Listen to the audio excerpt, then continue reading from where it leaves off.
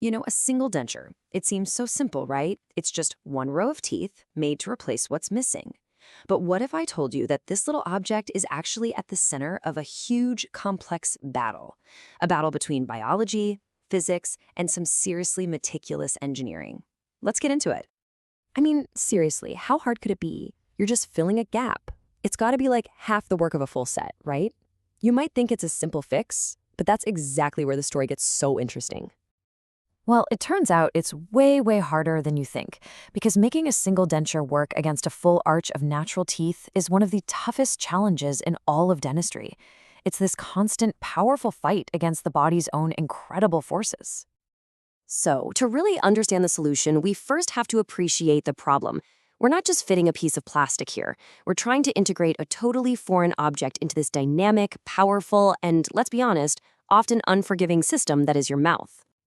And man, the challenges really stack up. First off, you've got the overwhelming force from your natural teeth, just trying to knock that denture loose all day long. Then, the remaining teeth, they're often crooked or tilted, creating this unbalanced bite that puts all sorts of destructive sideways pressure on the denture. This also makes it incredibly hard to position the new teeth for a natural smile and clear speech. And with all that stress, the risk of the denture just fracturing, it's super high. And finally, you have the wear and tear dilemma. Do you use softer teeth that wear down fast, or harder teeth that might grind down your own natural ones? It's a real balancing act. Okay, at the very heart of this whole stability problem is this term, residual ridge resorption.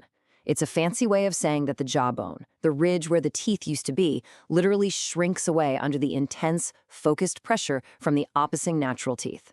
This is exactly why a denture that once fit perfectly becomes loose and uncomfortable over time. The very foundation is disappearing from under it. So how in the world do you solve this? Well, you can't just make a better denture. You have to start by making a better mouth for the denture to live in. Honestly, the success of the whole thing hinges on the prep work that's done long before an impression is ever taken. Building that solid foundation comes down to two key steps. First, you make the base of the denture cover the largest possible area of the jaw. It's kind of like wearing snowshoes in deep snow. Spreading out the force prevents it from sinking in.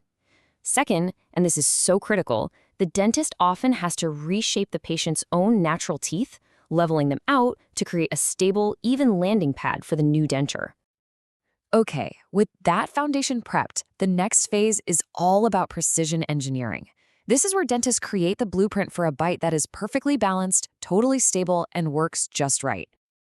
And here's a rule that might totally surprise you. For a single upper denture, those front teeth, they aren't really for biting. They are designed for looks and for speech. In fact, when you bite straight down, those front denture teeth ideally shouldn't touch the bottom teeth at all. Why? Because that contact would act like a lever, tipping the denture forward and making it unstable. This quote right here, this is the golden rule. So let's translate it from dentist speak into plain English. Centric occlusion just means your main, straight-down bite. And excursive movements, that's just all the side-to-side grinding you do when you chew.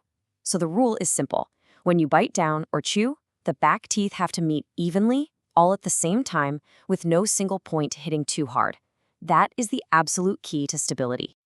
Now, actually achieving that golden rule, it takes incredible skill and, you guessed it, some very clever tools. Dentists have developed some master techniques to perfectly adjust a patient's bite before that final denture is even made. And it's pretty fascinating how they do this. Some dentists will make a stone model of your teeth and then physically reshape that model to create a perfect guide.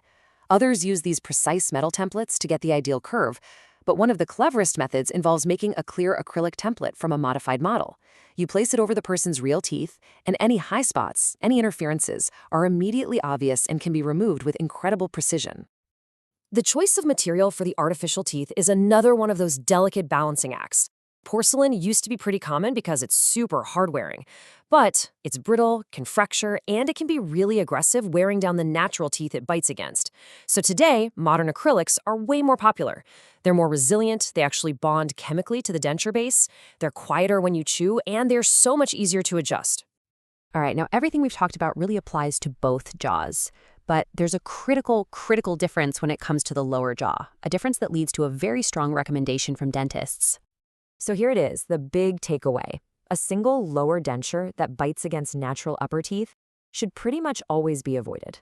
dentists will almost always advise against it. And the reason for this comes down to some really simple anatomy. This chart shows you exactly why. The upper jaw, the maxilla, it has that broad palate, giving it a huge surface area for support. But now look at the lower jaw, the mandible. It's basically just a narrow ridge of bone. All that biting force gets concentrated on that one tiny area, which leads to super fast bone loss and makes a stable fit nearly impossible to maintain over time. So the next time you see a simple smile, just remember the incredible amount of science and engineering that might be working behind the scenes. It really makes you wonder, doesn't it? What other everyday things are hiding some complex science right in plain sight?